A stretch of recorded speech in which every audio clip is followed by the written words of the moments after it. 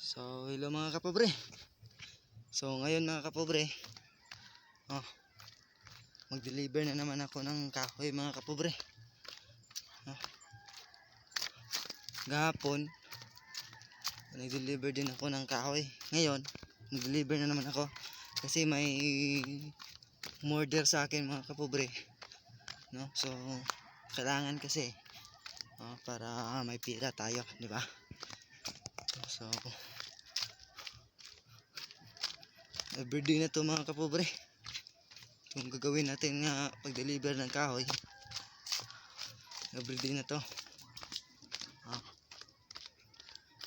Itong daanan namin mga kapobre, daming bato, kaya mag-iingat tayo mga kapobre kasi mahirap na mga tayo, madulas, mabigat pa itong dala ko.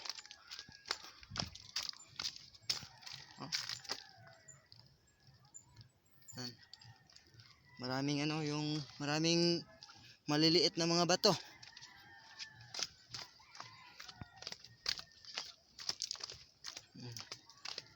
So more to mga kapobre, no? So maraming salamat po sa panonood and God bless. Bye bye.